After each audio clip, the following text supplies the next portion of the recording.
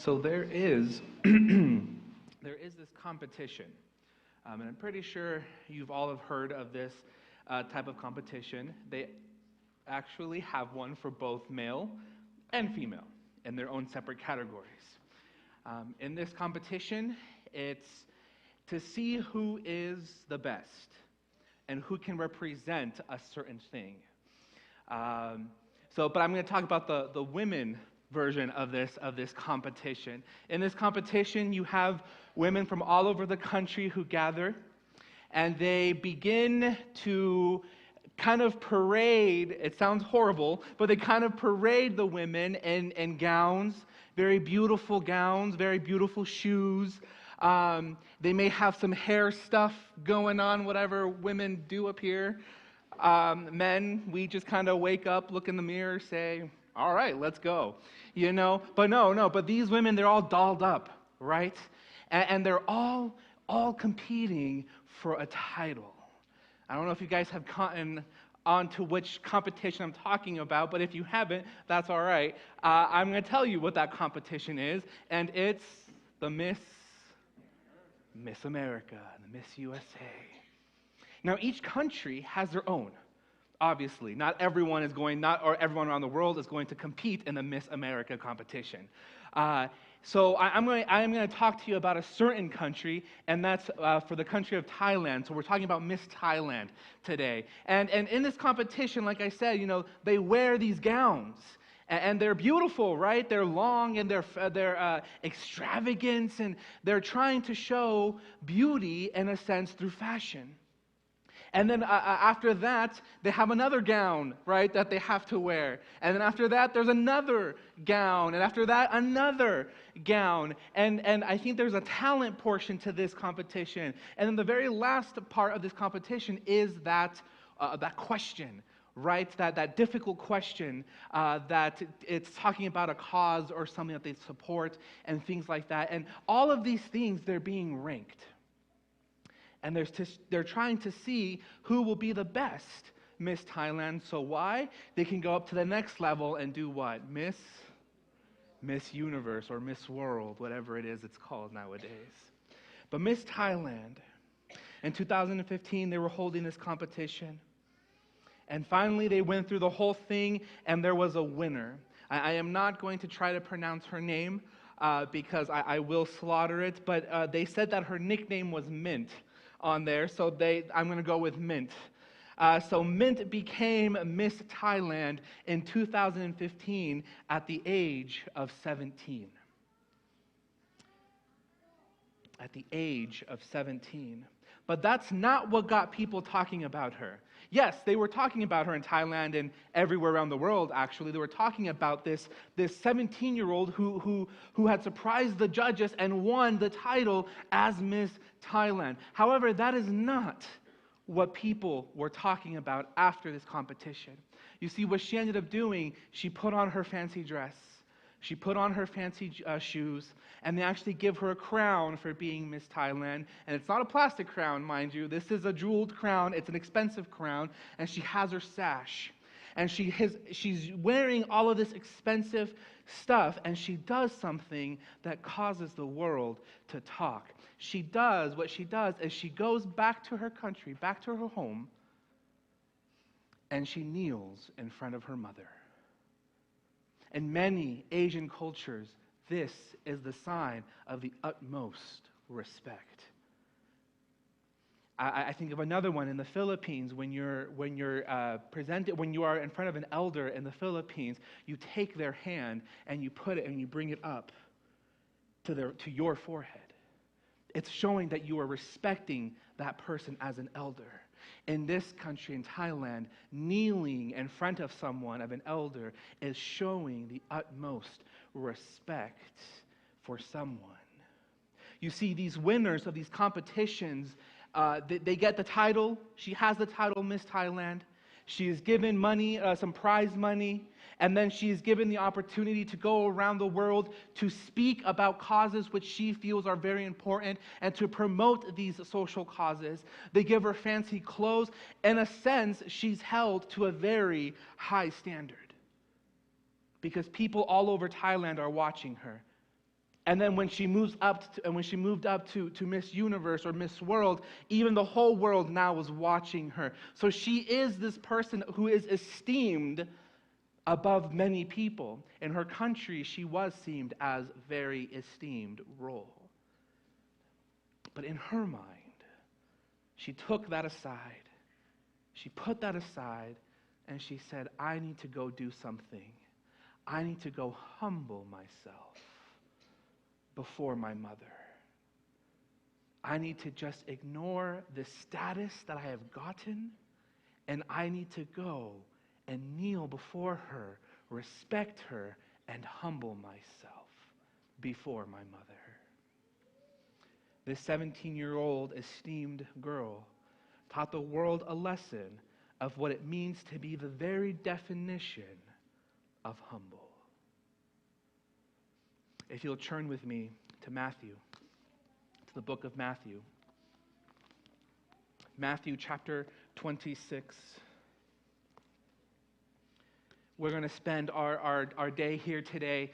And this is such an important chapter for us to read, especially in light of what we will be doing here in a few moments, as you can see the table behind me. This is such an important chapter to really dig in and to understand what is Matthew trying to say in this chapter. Matthew chapter 26. And we're going to begin at verse 17. Now on the first day of the feast of the unleavened bread, the disciples came to Jesus saying to him, where do you want us to prepare for you to eat the Passover?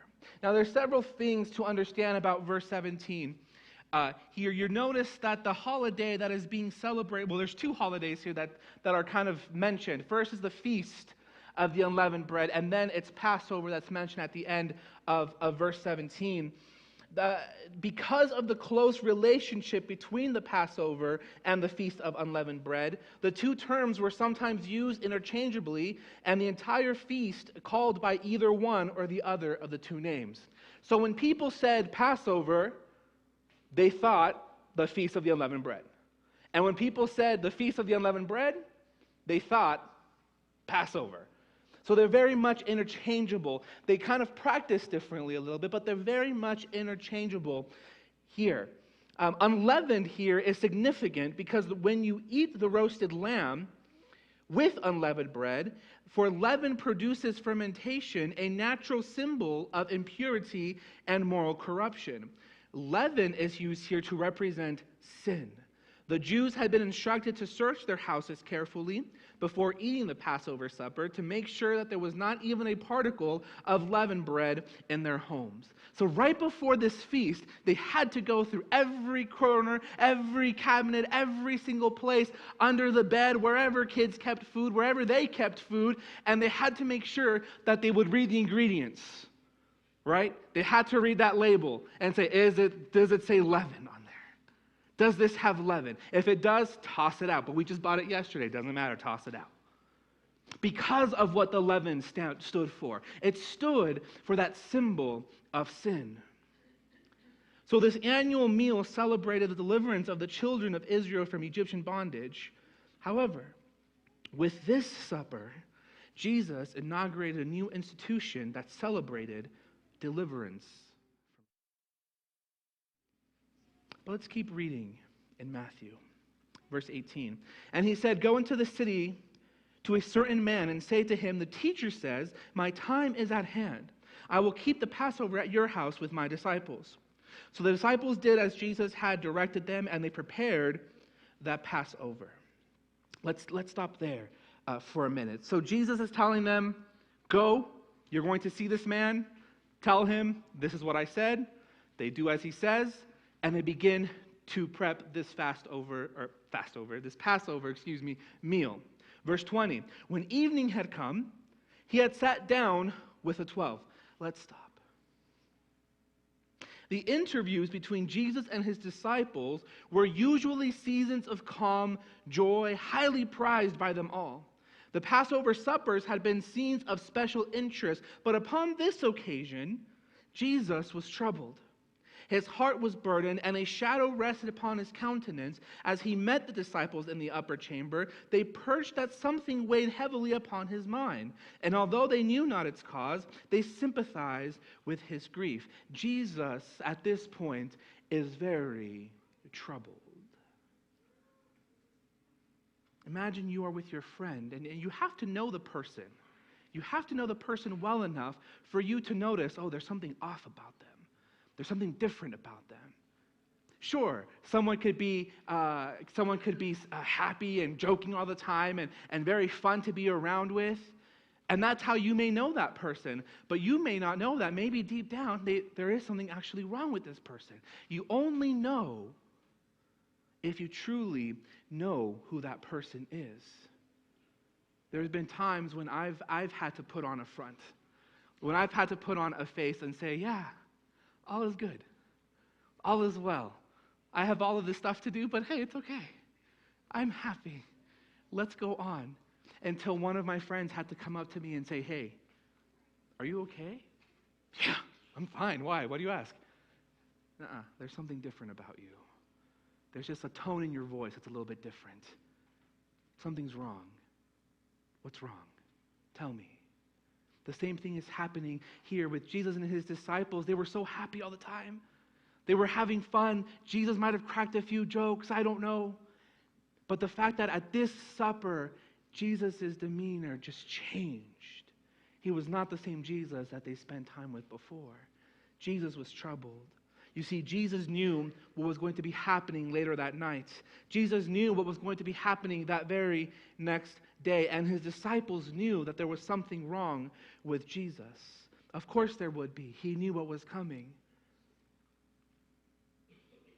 But there was something else that was wrong. Continuing reading in verse 21. Now as they were eating, he said, assuredly I say to you, one of you will betray me. And they were exceedingly sorrowful, and each of them began to say to him, Lord, is it I?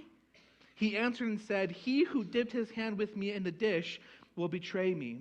The Son of Man indeed goes just as it is written of him, but woe to the man by whom the Son of Man is betrayed. It would have been good for the man if he had not been born. Deep words, powerful words. But what would you do? What would you do if there was a traitor in your midst? As I prepared for this sermon and as I read this verse, I began to think to myself, in my group of friends, so I want you to think of your group of friends, however many that may be. I want you to think of that. But I started to think to myself, in my group of friends, what if I knew that there was a traitor amongst that group? How would I treat that person? Would I treat them differently? Would I treat them the same? Would I tell them my secrets? You see, Jesus knew who that traitor was. So let me pose the question to you. What if you knew who that traitor was? Not that just there was one, but you can pinpoint it and say, it's this person. How would you treat that person? How would you react?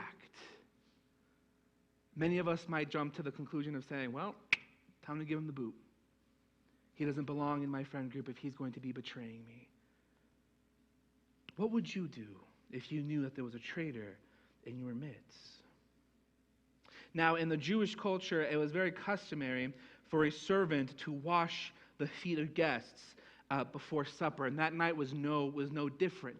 But the way they used to sit, it's not how we sit around a table, right, with chairs and no. They got pretty comfy back in those days. And so how they would do it is the table is over here, and they would actually lay on their side with their feet kind of sticking out by the walkway. And that way, the servant then would be able to walk around the whole table and wash the feet as that person is eating or as that person is talking with the people in that table. So this is kind of how they're doing this. So they're all laying down, prepared to eat, and they're expecting a servant to come around. They're expecting this person to come around and to wash their feet. But there was no servant. The pitcher, the basin, and the towel were there in readiness for the feet washing, but no servant was present. And it was the disciples' part to perform it. But each of the disciples, yielding to wounded pride, determined not to act the part of a servant. All manifested a stoical unconcern, seeming unconscious as there was anything for them to do. By their silence, they refused to humble themselves. Church, I ask you a question. How many of us have let pride get in our way of serving others? How many of us have looked at a situation and said, oh, that is not my job. I am not doing that. That is beneath me. I will not stoop that low. How many of us have let pride get in the way of serving others? You see, that's exactly what happened with the disciples. They each had pride. And they let that pride get in the way of serving each other. But listen to what Jesus did. Listen to what the King of Kings, Lord of Lords, what the Son of God did. The disciples made no move toward serving one another. Jesus waited for a time to see what they would do.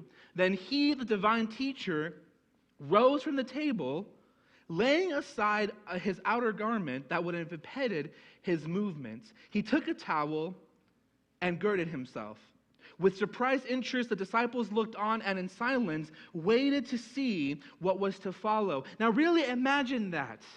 If you need to close your eyes, do that. But imagine being there and watching the Lord's Supper, however you want to, if you want to pretend you were one of the disciples, that's fine. So imagine, though, that you are in that room with Jesus and the 12. And they're about to have supper, but their feet have not been washed. So they're kind of waiting, kind of looking, saying, where's the servant? Oh, who's going to wash my feet? I'm not going to wash my feet. I'm not going to wash anybody else's feet. And so you kind of see Jesus kind of looking around as well, trying to see which one of his disciples is not going to let pride stand in the way, but actually stand and be that servant. Until Jesus finally shows, no one's going to do it. So imagine you see Jesus, this man who the disciples have spent time with, the man who has claimed to be the Son of God, who is from the divine, this person who they have seen do miracles. Imagine them seeing him get up, taking off his suit, his outer garment, putting on that towel, and getting the basin. What would be going through your mind? After that, he poureth water into a basin and began to wash the disciples' feet and to wipe them with a towel wherewith he was girded. This action opened the eyes of the disciples. Bitter shame and humiliation filled their hearts. They understood the unspoken rebuke and saw themselves in a new light. Church, it took for them to be rebuked for their eyes to be opened. Do we need to get to that point? Do we need to be rebuked for our eyes to be open? Jesus began to wash his disciples' feet. But then he gets to Peter. Oh, Peter. Good old Peter. We love Peter. Peter says, are you going to wash my feet? Peter couldn't believe that the Son of God would wash his dirty feet. And he says, you will never wash my feet, Lord. But Jesus says if he doesn't wash his feet, then he will have no part in him. So what does Peter do? Oh, his answer changes really quickly. It's no longer, don't wash my feet. It's what? Wash all of me. From head to toe, God, Father, wash all of me. But then Jesus says, he who is bathed needs only to wash his feet, but is completely clean. And you are clean, but not all of you. What did Jesus mean? These words mean more than bodily cleanliness. Christ still speaking of the higher cleansing as illustrated by the lower. When Jesus girded himself with a towel to wash the dust from their feet, he desired by that very act to wash the alienation, the jealousy, and pride from their hearts. Their hearts must be cleansed. Pride and self-seeking create dissension and hatred, but all this Jesus washed away in washing their feet. A change of feeling was brought out. Looking upon them, Jesus could say, "Ye are clean." Now there was a union of heart and love for one another. They had become humble and teachable. Even at the very end, Jesus was still teaching.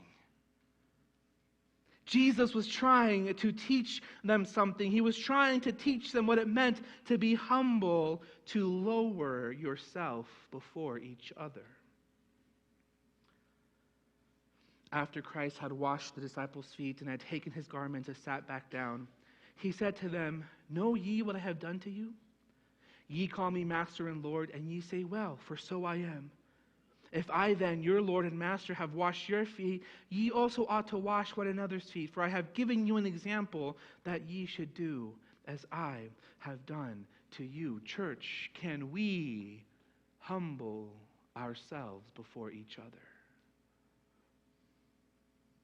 You see, the world teaches that if it doesn't benefit me, why am I going to do it?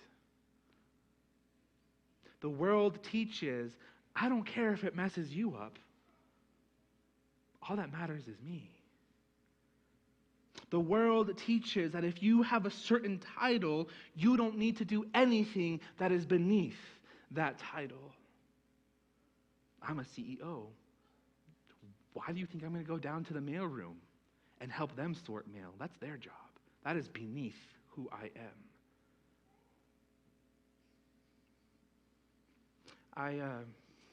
I worked in the food service for a while. I worked in my high school kitchen, my summer camp kitchen, and then ultimately Union's kitchen. So I've had a few years under my belt of food service. And each of these places, you had to get up from your table, take your tray, and go to the conveyor belt or a window. Some of them had a place where you had the trash can and you dump your leftovers or your trash in there, and then you put your stuff on the conveyor belt. So this one instance, I'm not going to tell you which spot it was, but one instance, I was standing by this window, and I had 2 trash cans by me, making sure people were throwing stuff away, and making sure people didn't throw plates away or silverware, because it happens. And as I was standing there, I see this group of people stand up. And they start walking toward me. And so I'm still doing my job. I'm helping people out. And finally, this group gets to me, and one person begins to dump his food into the trash, his leftovers. And then as he's doing that, some napkins fall to the ground right next to the trash can. And then he puts his tray on the conveyor belt, and he walks away, and he begins to walk away. And so I said, "Oh, hey, excuse me. You dropped a few napkins. Could you please pick those up and just put them in the trash can that they nailed right next to?" He turned around, he looked at me, looked at the napkins, and looked back at me and said, "It's not my job. That's your job. That's why you're the one standing by the trash cans. I'm not going to do it. So if you want them picked up, you do it yourself." Turned around and walked away. That is what the world is teaching. That if it doesn't benefit you, then don't do it at all. It is teaching us that to be humble is trash. It is teaching us that we don't need to think about other people, that all we have to do is think about us. So I ask again, can we humble ourselves, church? Are we able to come to a place where we can set aside our positions in life, our titles, our pride, and just say, "Hey, let me help you out"? Yes.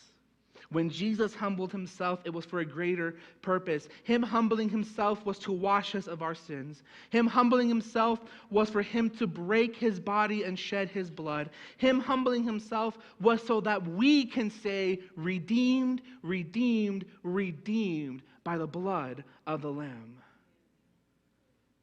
Yes, when Jesus humbled himself, it was for a greater purpose. But when we begin to humble ourselves, the world looks at us and says, no, because it's about me, me, me. The world revolves around me. Scripture says otherwise, though. Because when we humble ourselves, we are living out the life of Christ. When we humble ourselves, we are telling the world, hey, it is not about me. Even if this doesn't benefit me, it benefits that person and it benefits God. We are called to lift each other up and to help each other succeed. How can we do that if we do not humble ourselves? Church, it is very easy to say that you're not going to humble yourself. It is very easy to say, because of your position, you're not going to do a certain thing. It's very easy for me to say, I'm the pastor. I'm the pastor. I'm not going to do that. You want me to move tables? You want me to come to a church work bee and clean the church? You want me to fill in where? It's very easy for me to say that. But then I have to think to myself, am I humbling myself? Am I uplifting other people as I'm saying this? Am I benefiting that person? Am I benefiting God? Or am I only benefiting myself? We need to come to a place where titles mean nothing. Positions in life mean nothing. And what matters is you coming to a person and saying, let me serve you. If you want a lesson in being humble, join the food service. Join the janitorial service. You'll learn how to be humble real quick. So which one are we going to be, church? Are we going to be the guests at the restaurant saying, hey, I need this. Hey, get me this. Oh, hey, my napkin fell. Or are we going to be the ones who are bringing the food and saying, hey, this doesn't benefit me, but let me serve you today. So, church, my question today is, will you follow the example of Christ and humble yourself? Because Christ is an example to follow. We now have the honor and privilege to follow the steps of Jesus and to partake in this sense of being humble and partaking in communion by first humbling ourselves and washing each other's feet. For those who wish to wash their feet as a family, you will head to this classroom back here where the church board usually meets. Women, you will be in the beginner's classroom. And then men, you will be in that classroom right past the beginner's room. And that's where you will be served. Once we have finished with the foot washing, we will gather back here in the sanctuary to receive the emblems. And for those who are watching online, I just want to say thank you so much for joining us on live stream today. We want to thank you, and we look forward to worshiping with you again next Sabbath. But at this time, we will be cutting our live stream so we can go ahead and participate in communion. So again, thank you, and we hope you have a wonderful Sabbath. As for everyone in here, please proceed to go to your respective rooms, and we'll meet back here shortly to continue with our communion service.